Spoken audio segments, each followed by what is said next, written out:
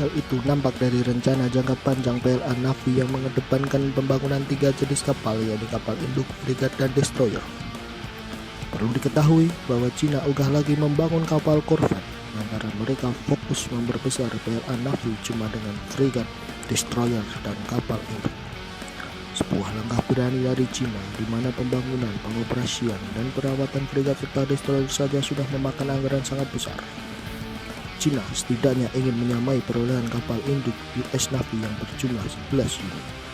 Saat ini Cina memiliki 3 kapal induk. Yang pertama ialah Liaoning. Liaoning merupakan kapal induk pelatihan milik Cina yang dibeli mentahan dari Uni Soviet bernama Varyak. Varyak merupakan kapal induk setengah jadi yang harusnya jadi saudara Admiral Kuznetsov Rusia. Tapi karena bubarnya Uni Soviet, Moskow melakukan pengetatan anggaran pertahanan dan proyek Varyak terbengkalai. Cina dengan berbagai usaha kemudian membeli kapal induk tersebut komplit dengan cetak biru cara membuat aircraft carrier ala Rusia. Liaoning saat ini menjadi kapal induk Cina yang siap operasional, siap tempur di Indo-Pasifik. Yang kedua ialah Shandong. Shandong ini merupakan kapal induk pertama yang 100% dibuat sendiri oleh Cina.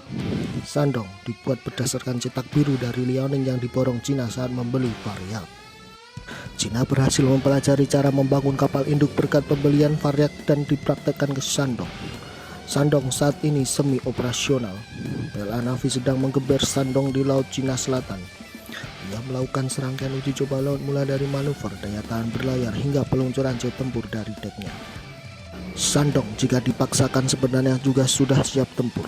Nah, kapal induk ketiga Cina baru saja kelar pembangunan pada pagi hari ini. Dikutip dari Global Times, Jumat 17 Juni 2022, kalangan kapal Jiangnan Shipyard dengan meriah meluncurkan kapal induk ketiga. Ia adalah tipe 003 Fujian. Fujian merupakan kapal induk modern buatan Cina di mana prinsip-prinsip operasionalnya sudah mirip seperti USS Nimitz. Salah satu fitur yang ada di Fujian ialah Katobar. Katobar sendiri merupakan sistem untuk membantu melontarkan jet tempur dari dek kapal induk. Katobar sangat penting karena dengannya akan meminimalisir kecelakaan saat take off jet tempur dari kapal induk yang biasanya rawan kesalahan.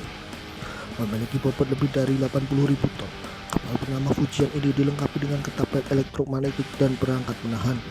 Peluncuran dan upacara penamaan diadakan sekitar pukul 11 pagi ketika sertifikat penamaan kapal diberikan kepada perwira tinggi untuk menerima pengiriman kapal induk, lapor Global Times. Komisi Militer Pusat Cina menjelaskan bila Fujian akan memakai nomor lambung 18.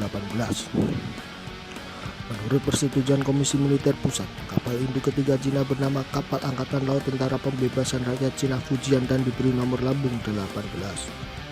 Fujian adalah kapal induk pertama yang sepenuhnya dikembangkan dibangun di dalam negeri Cina dengan ketapel Katobar, ungkap Global Times.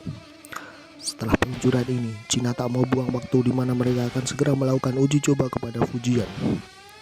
Klaim Nendasland menjadi alasan terkuat Cina untuk memperbanyak kapal induk. Operasional kapal induk Cina sendiri sebetulnya tak spesial-spesial amat. Mereka mengikuti doktrin US Navy. Yang perlu diperhatikan justru penempatan kapal induk Cina itu sendiri, sebab sekelas Liaoning yang masih menggunakan tenaga konvensional memiliki kemampuan membawa 26 jet tempur Shenyang J-15. Total dirinya mampu membawa 40 unit pesawat rotari dan fixed wing. J-15 menjadi jet tempur garis depan PLA Navy Cina saat ini. Dikutip dari Air Force Technology, J-15 dijuluki hiu terbang oleh PLA Navy. Lagi-lagi Cina membuat J-15 dari bekas prototipe Uni Soviet yakni Su-33. Cina kemudian menyempurnakannya dan lahirlah J-15. J-15 digunakan Cina untuk melawan F-18 US Navy. Kemampuan J-15 bukan kaleng-kaleng, ia mampu membawa segala jenis rudal untuk melaksanakan beragam misi tempur dalam sekali terbang. Kemudian yang patut diwaspadai ialah pengawal Liaoning itu sendiri. Cina akan mengerahkan beragam kapal perang mulai destroyer tipe 055, frigat Chiangkai 2 kelas hingga kapal selam nuklir Jin kelas bila perlu. Cina juga menyertakan LHD tipe 075 untuk melakukan serangan amfibi ke pantai musuh. Bisa dibilang Cina membuat sebuah armada tempur komplit untuk menggempur suatu wilayah negara lain.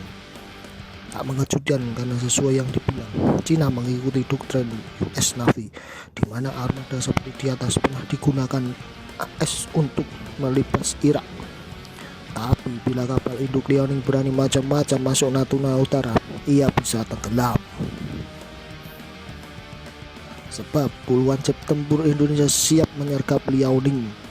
Kelompok kapal induk Cina kemungkinan besar tidak akan terlalu dekat dengan kepulauan dalam situasi tegang, apalagi melewati Natuna, ujar James Orks pada 14 September 2020.